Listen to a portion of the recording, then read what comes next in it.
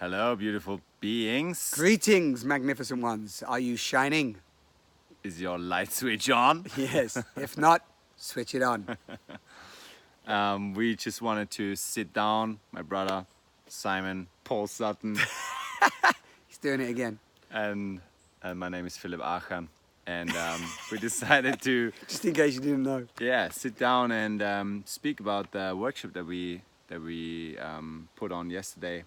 And just want to share a bit about what we learned and the experiences that we had in this quite intense and full-on beautiful day that we had yesterday. Yeah. Very beautiful day. Dying. And we realized, what did I take away? My takeaway is how potent the conversation around death really is, how it brings us into the present moment, how it gets us to really look at the things that we're maybe holding on to that we really don't need and don't really enhance our life and don't actually contribute to our shine. As some of you know, we called the workshop Shine, Die and Rise. We realized my takeaway was actually a little summary last night was that it could be definitely longer. So longer, a whole day of dying, a whole day of, a whole day of rising. You could do a whole week of dying. Of course, there's so much to uncover. But I also take away that we all know what we need to do to shine, and we all know what we're not doing when we give ourselves time to just be with that. And then we can come up with all these stories and beliefs and all these, mental noise that's going on. And beneath that, when we give ourselves the space to really breathe into that, we can uncover the little nuggets that are really holding us down. And always it comes to fear. Yeah, we were speaking about fear quite a lot. And as you said, people usually know what is holding them back, what their fears are. Even when you give them the space to do so, they know the steps that they would have to take right now. What is the next step? Everybody secretly knows their next step, but we were kind of trained and we got a lot of appreciation for just denying that we know actually what we need to do and what our next step is. And we got a lot of love in our life for staying small and for not speaking up, being seen, showing ourselves to the world. That was a big topic that came up for many of the participants. And fear, that's basically what it came down to. Fear of releasing control, fear of rejection, kill me now but don't reject me. That was one of the beautiful insights we had. Like, even sometimes when you feel you're at peace with the big fear of death, and when you're like, I've worked a lot with death and actually I'm quite okay with the idea of me dying and I'm doing the things that I want, but still there's a lot of these small fears, we then called them, that still hold us back and that are kind of stupid to the logical mind of, like, why would I not be afraid of death but still be afraid of someone saying no to me, or being in a kind of weird social situation, or these small fears, like even being afraid of a spider or something like that. I mean, it's weird. Or the big one of being seen. Yeah, being seen, which I know is how does that make you afraid? What's the danger there? Right, and one of the greatest fears when I was researching this some years ago around, like, just our let's say our collective fears is public speaking. And that was at the top. That was one of the ones at the top. Then it was like spiders and other different things, but public speaking, being seen, not actual speaking, but the people all watching and the projection of what we project out on what they're thinking about us. So it comes back to our own self-projection and our own diminishing thoughts that we have about us that we then cast on the audience that's supposedly watching us, that then comes to us. You see that dynamic, and that came up yesterday as well for some. So that was powerful. It was lovely also to then have the space for people to share their fears and then also get some feedback from the group of, like, is anybody feeling that, or is anyone like feeling the kind of small version that the person sees themselves in, or is anybody feeling something very different of like somebody who's strong and like confident and really courageous. And there was some powerful insights in there for people, just also to get this feedback in the safe space that we tried to create. And I feel we created for people to open up and to be vulnerable to the audience, to people being there. Yeah, I like to call it brave space, because that's what I feel everybody was really brave. Yes. Brave to yes. speak and share some of their deepest wounds and fears. Brave to be seen, as I just said, that's one of the biggest fears. Brave to show up. You know, there's one or two women that came there and didn't know anyone. That's and I have courageous. so much, you know, my hat goes off to those that are willing to come into these environments, because not everybody has necessarily a great experience when you go to these places. And it's like a new way of educating ourselves, a new way of coming together in workshop environment. And so it was really beautiful that people felt that they felt called and safe to come into there. And then by the end of just one day, this always astounds me, by the end of one day, how connected, open, how much love is in the space. That's and how beautiful. how all of a sudden everyone feels like family, if you want to call it that, but even beyond the family, because some families don't even feel connected, right? So there's not even but this sort of genuine, authentic connection that can happen in one day. And so yeah. Anything else we learned to cap it off? Because I know we said we'd keep the video sort of short. Always trying to keep it Shining, short. shining, but not so long. I mean, it was super beautiful to see in the end of just how connected everybody felt, and also when some of them walking in the morning are strangers, like they've never seen before, and as you said, after a couple of hours it feels super close. The beautiful thing that happens in these environments is you get to see that everyone's basically the same. Everyone has basically the same fears, maybe some different kind of versions of it.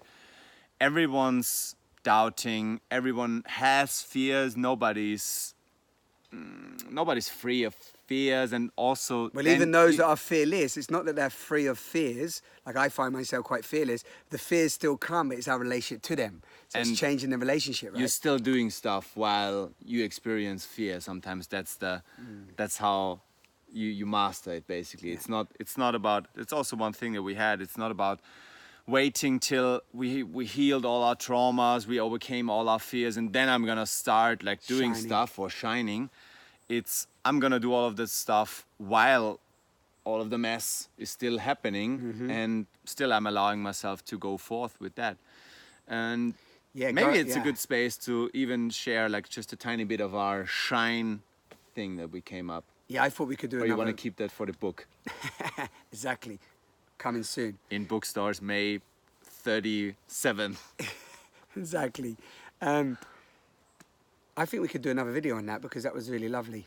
Okay. And then we could talk about those five. More 5 content ideas. That's good. More content ideas. Transparent. Also, it's nice to break that down for people. So this was our little summary. But something popped up then as you were speaking, which was lovely, that you said. I wanted to speak to. You said. The feeling, all of that you shared, having all of those fears, but still moving, you know, shining, still opening, still going, and I felt that was really something that everyone's already whole.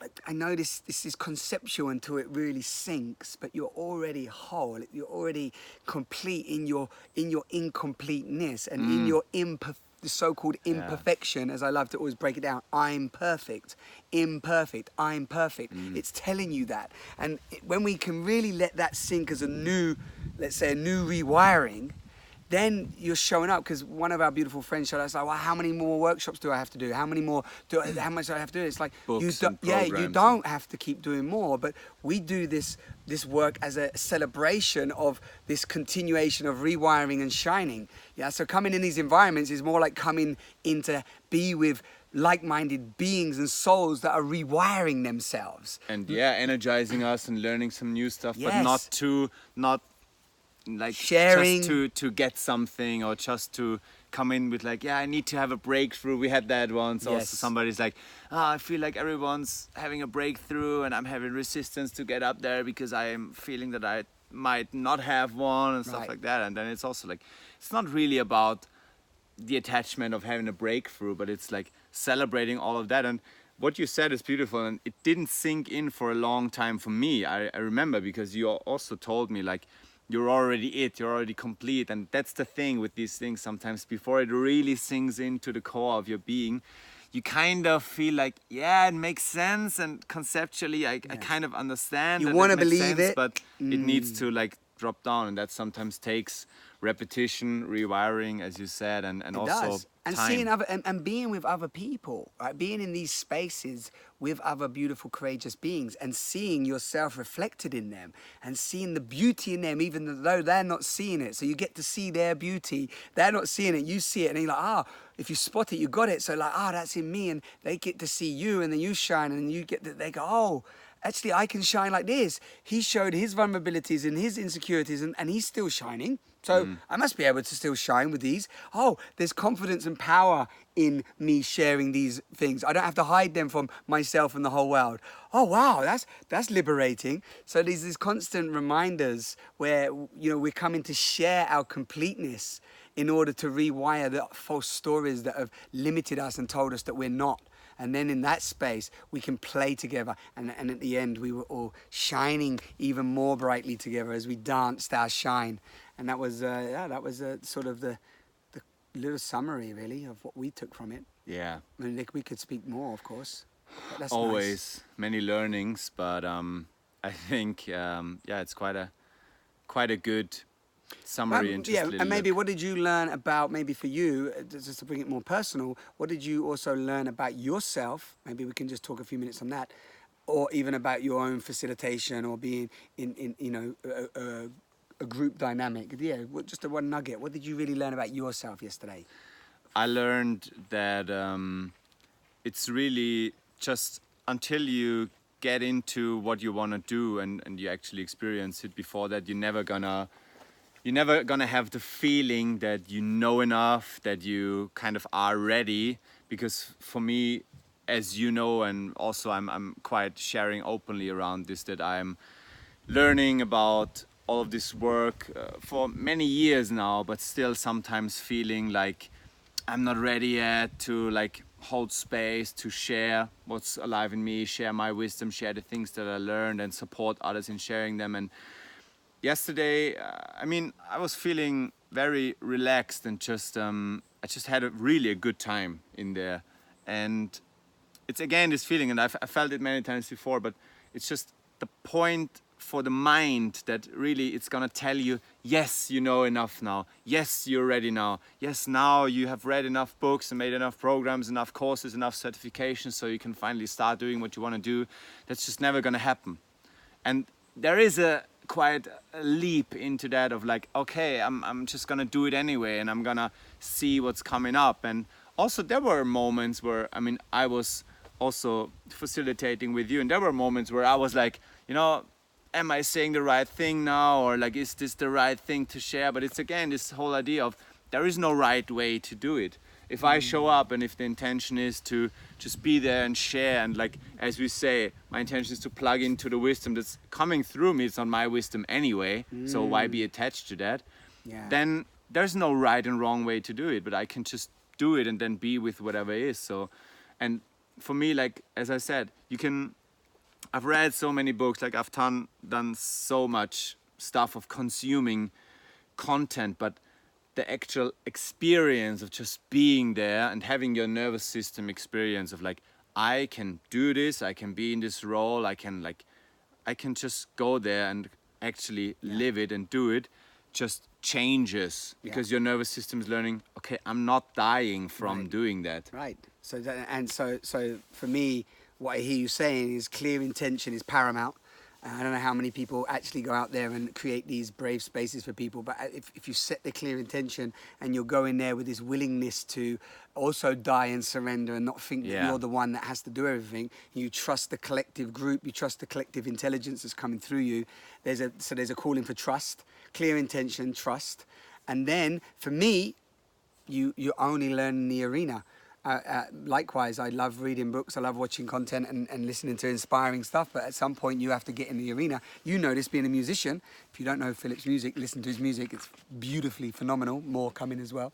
And you know, by going on stage the first time you went on stage, right? And then it expanded, and you'd be okay in front of 50 people, then you're okay in 200 people. And it was the same for me as a performer.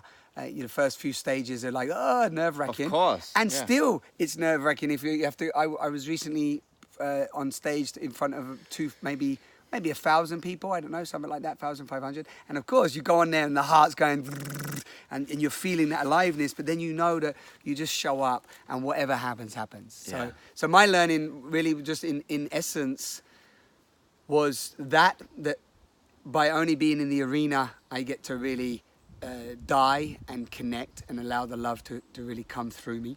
That was beautiful. And I had a couple of moments yesterday where I really just was, I call it, whatever you want to call it, but taken over by the divine, taken over by the moment, by the group, and just going with whatever it's bringing through, and trusting the magic that comes from that. It's a very profound experience when